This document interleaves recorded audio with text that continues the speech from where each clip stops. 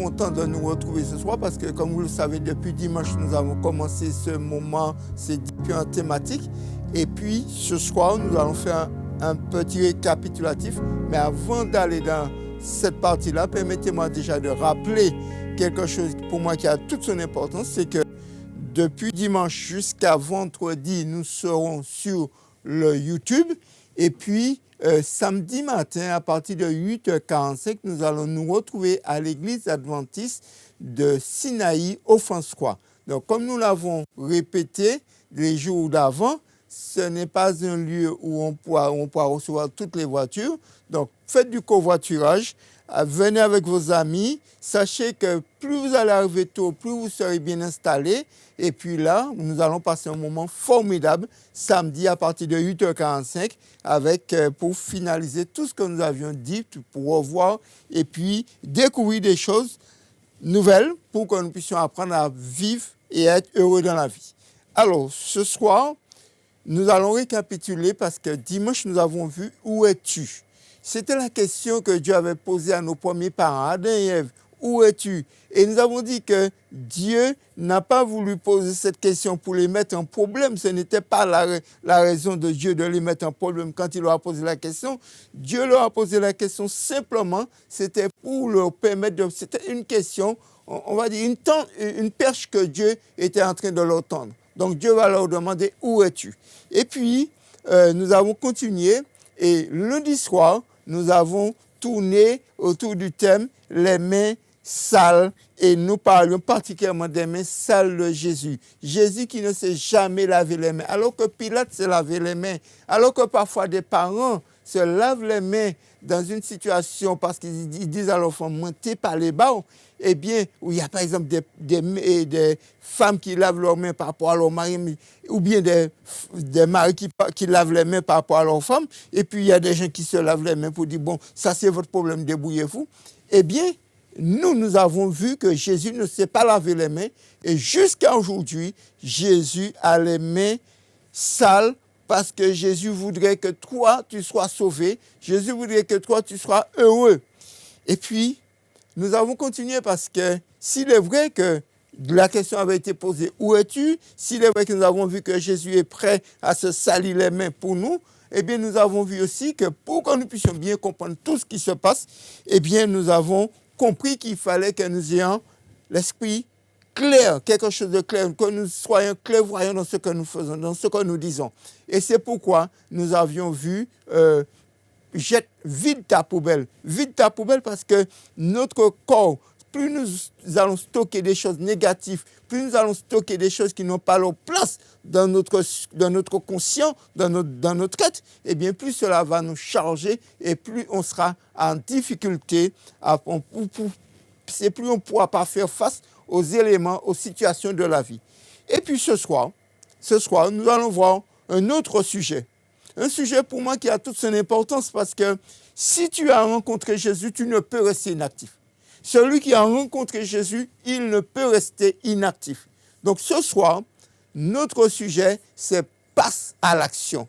Passe à l'action, nous allons voir comment on peut passer à l'action. Qu'est-ce qu'il faut mettre en place pour que quand je passe à l'action, les choses soient claires, les choses soient réelles, les choses soient positive pour que nous puissions vraiment amener quelque chose de bien dans notre vie. Ce soir, nous allons, avant d'aller plus loin, prier. Parce que nous voulons demander à Dieu de nous aider à comprendre ce qu'il a pour nous. Donc nous allons prier. Prions pour demander à Dieu de nous assister maintenant. Notre Père qui est aux cieux, nous te sommes reconnaissants de ce que tu nous as permis de passer une bonne journée. Nous te sommes reconnaissants parce que tu nous as bénis et nous te sommes reconnaissants parce que ce soir, tu veux nous parler encore. C'est pourquoi, ô notre Dieu, de nous prendre dans tes bras. Pardonne-nous de nos péchés. Bénis tous nos auditeurs et nos auditrices qui nous écoutent sur les différents réseaux, via la radio, via le YouTube. Seigneur, fais grâce en ce soir et permets que nous puissions être clairs et que ta parole soit prêchée en toute liberté et qu'une personne, au moins une personne, puisse reconnaître que tu es celui qui peut l'aider à vivre beaucoup plus épanoui dans ce monde, Seigneur. Fais grâce, nous te remercions au nom de Jésus-Christ. Amen. Alors ce soir, nous avons dit, la thématique c'est passe à l'action. Passe à l'action et pourquoi nous devons passer à l'action? Eh bien, nous allons trouver une histoire dans la Bible qui va nous aider à comprendre les différentes étapes pour que nous puissions vraiment passer à l'action. On nous présente l'histoire d'un homme. On nous dit que Jésus qui était là, Jésus qui fonctionnait, on nous dit qu'après la fête de Pâques, après la fête des Juifs, après la fête, comme il y avait une fête, et puis Jésus va descendre à Jérusalem. Il dit, à Jérusalem, il a dit, près de la porte des brebis, il y avait une piscine. On nous dit cette piscine s'appelait la piscine, on l'appelle en hébreu la piscine Bethesda. Et il y avait 5 portiques sous cette piscine. À côté dedans, il y avait 5 portiques. Il y avait on avait accès à cette piscine avec au moins 5 portiques. Mais il se trouve que sur l'une de ces portiques, eh bien, il y avait un homme. On dit sur ces portiques étaient couchés en grand nombre des malades, des aveugles, des boiteux, des paralytiques qui attendaient le mouvement de l'eau. Pourquoi?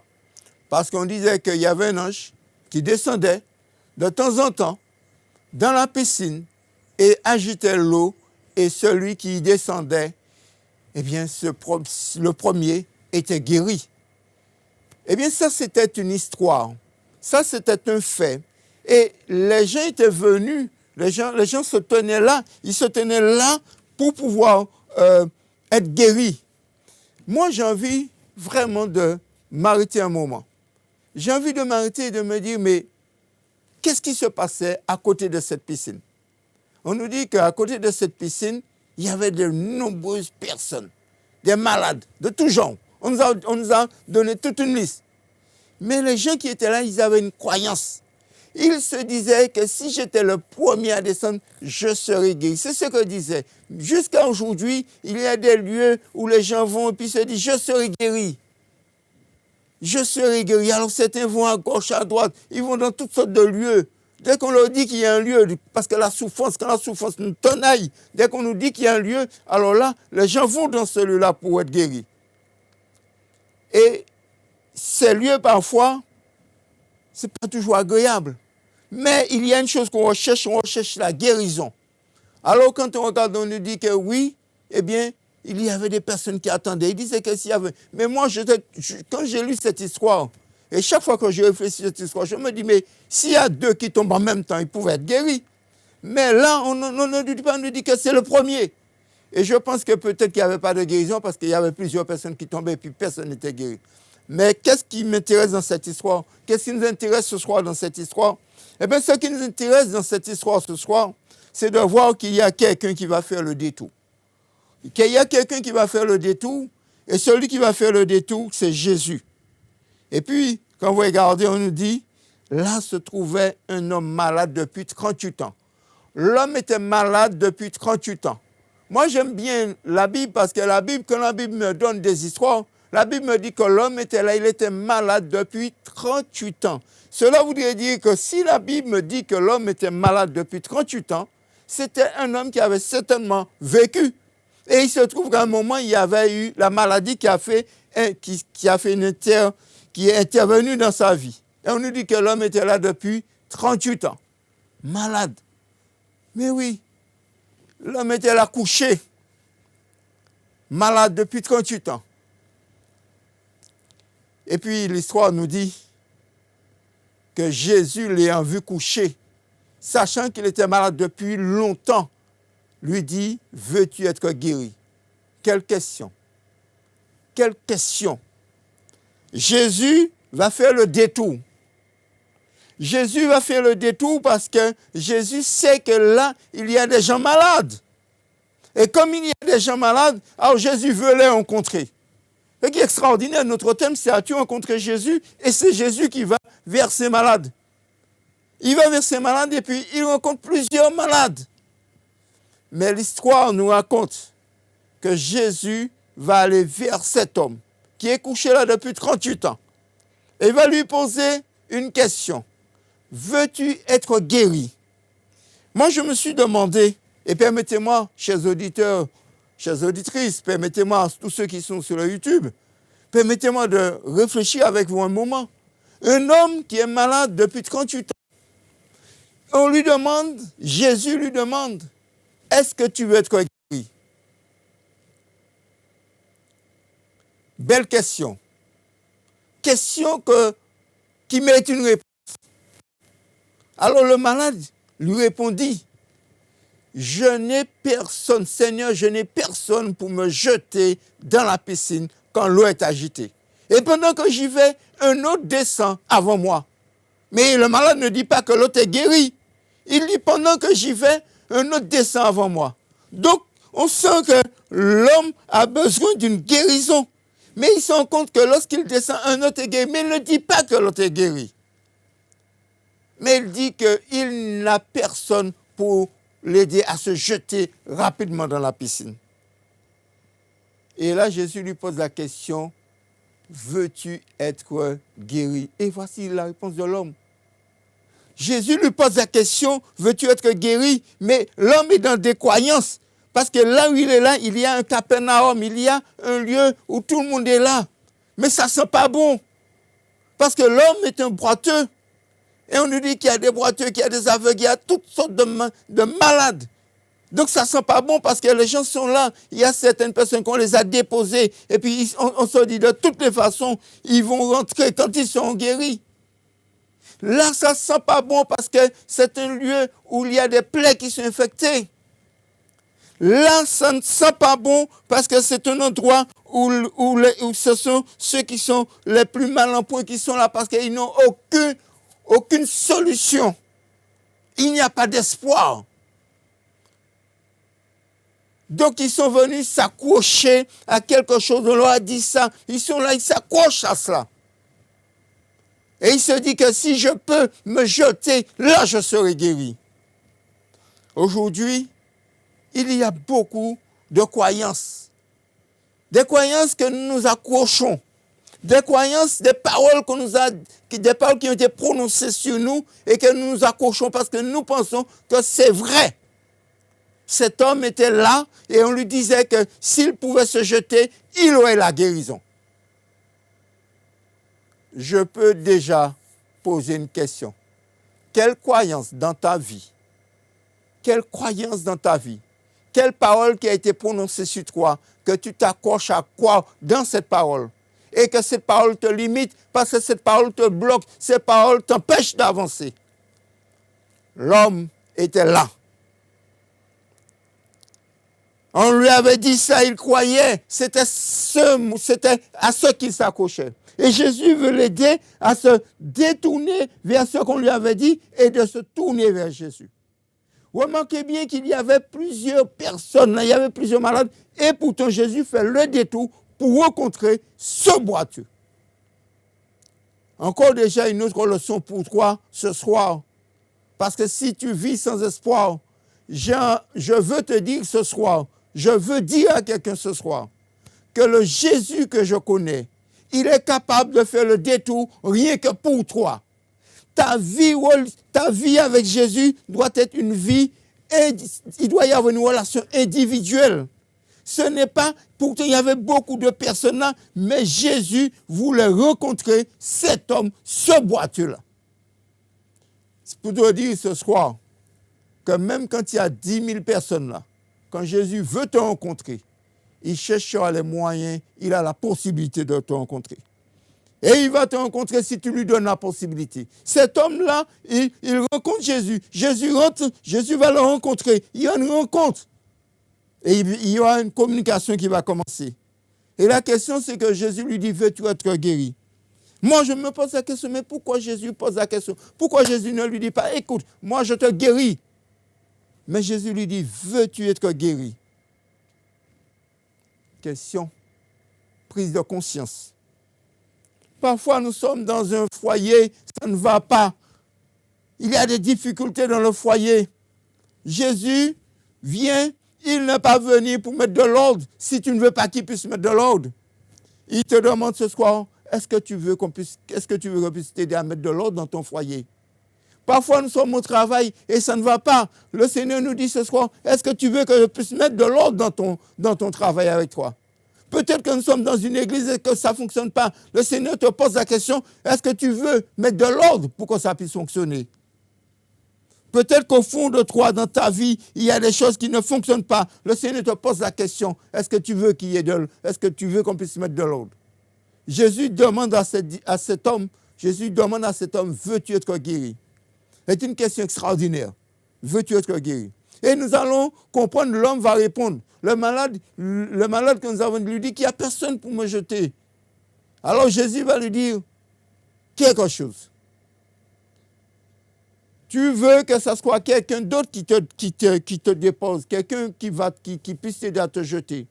Tu veux qu'il y ait quelqu'un qui puisse t'aider. Mais Jésus va lui faire une injonction. Jésus va lui donner un certain nombre de mots. Et puis, ces mots-là vont l'aider. Il va peut-être prendre conscience. Il faut qu'il prenne conscience qu'il y a quelque chose. Alors Jésus va lui dire, lève-toi. Lui dit Jésus, prends ton lit et marche. Et le verset 9 du livre de Jean, chapitre 5, nous dit, aussitôt cet homme fut guéri. Il prit son lit et marcha. Eh oui, Jésus lui dit, lève-toi. C'est une affaire personnelle avec Jésus.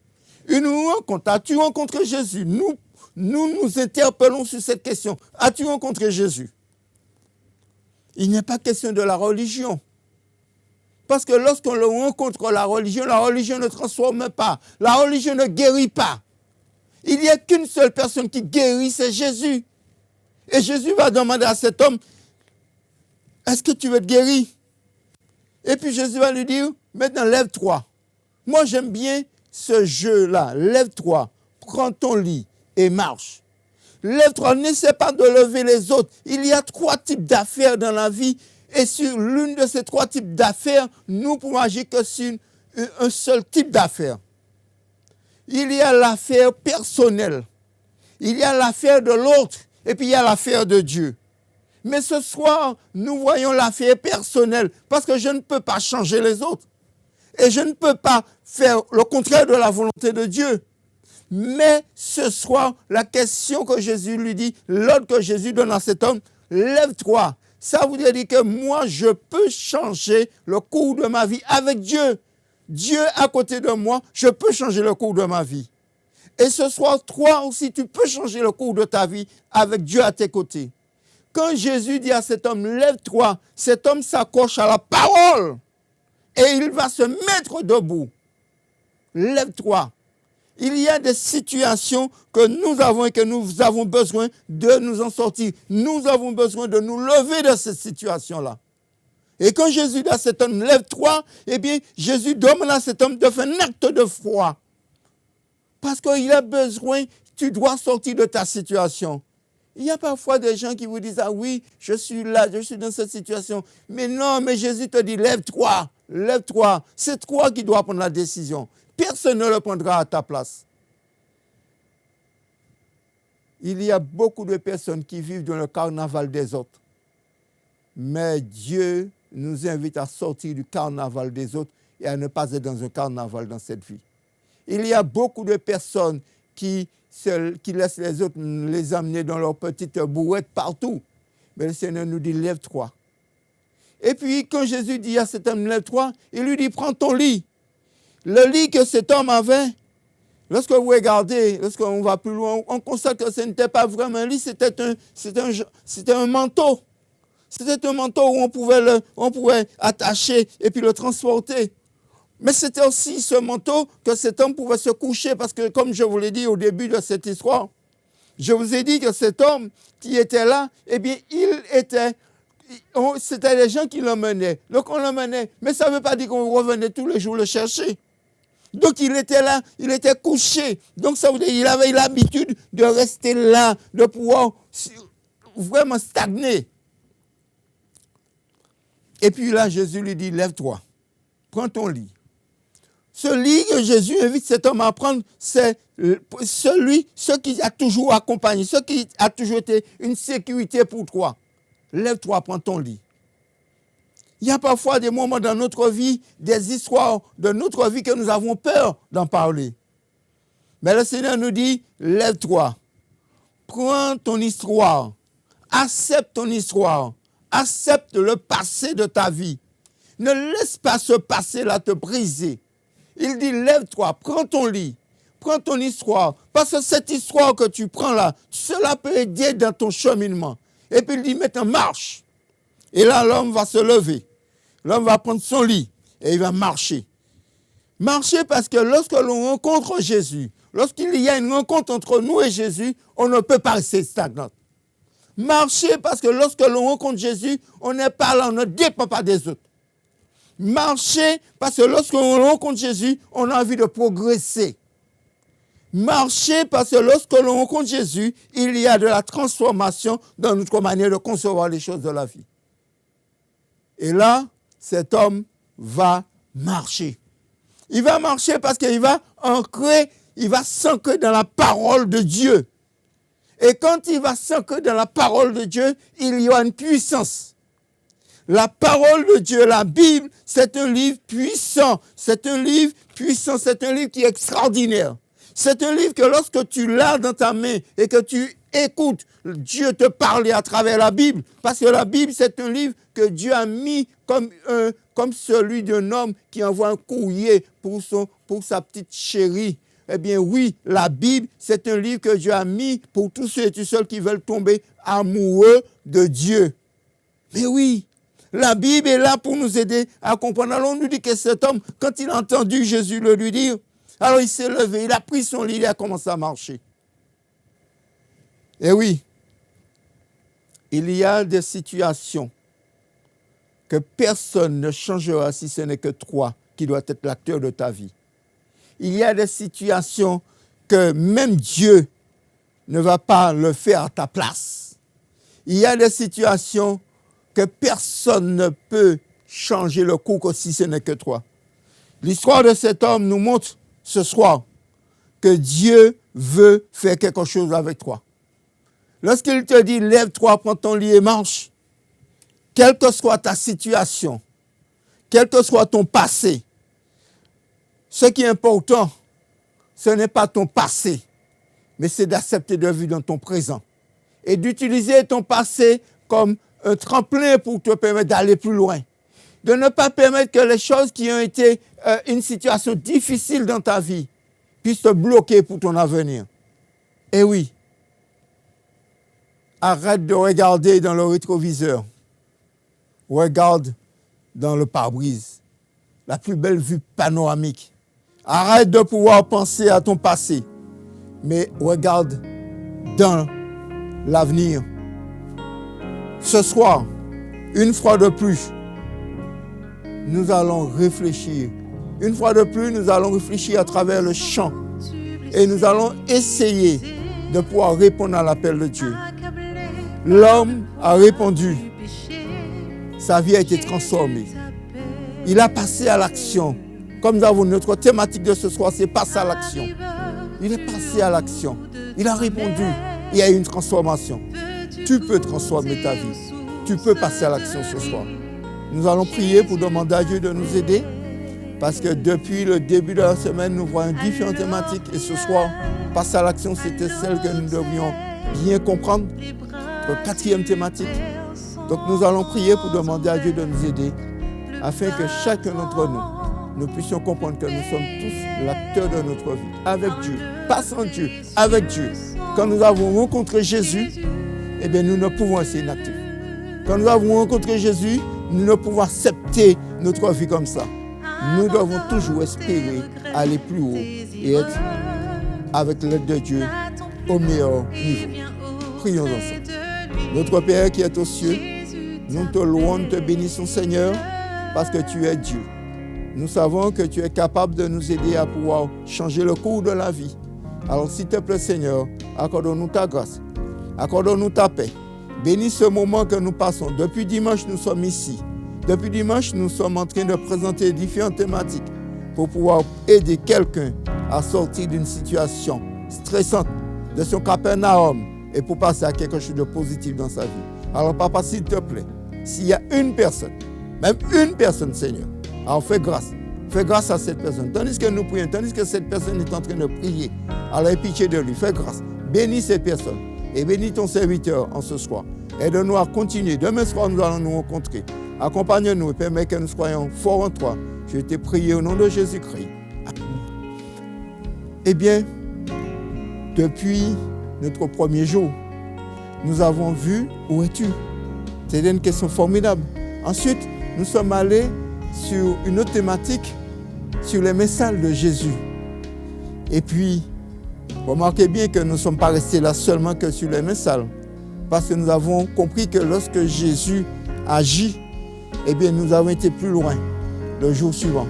Nous avons compris que nous devons vider la poubelle parce que pour bien comprendre l'acte de Dieu dans notre vie, eh bien, il faut que nous ayons l'esprit clair. Et puis, si vous avez suivi avec nous depuis le début, nous avançons chaque jour. Eh bien, hier soir, ce soir du moins, nous avons vu un sujet qui tournait autour de passer à l'action. Parce qu'il est important de passer à l'action. Et demain soir, comme je vous ai dit, nous allons nous retrouver autour de notre sujet. Jette ton bâton, celui sur lequel que tu t'appuies, celui sur lequel tu te sens en sécurité. Nous allons voir quel est ce bâton. Et nous allons voir qui a jeté son bâton et comment les choses ont changé aussi dans sa vie. Donc nous vous donnons encore rendez-vous demain soir pour cette nouvelle conférence. Par le précieux sang de Jésus, alors viens à l'autel, les bras du Père sont grands ouverts, le pardon fut payé par le précieux sang de Jésus.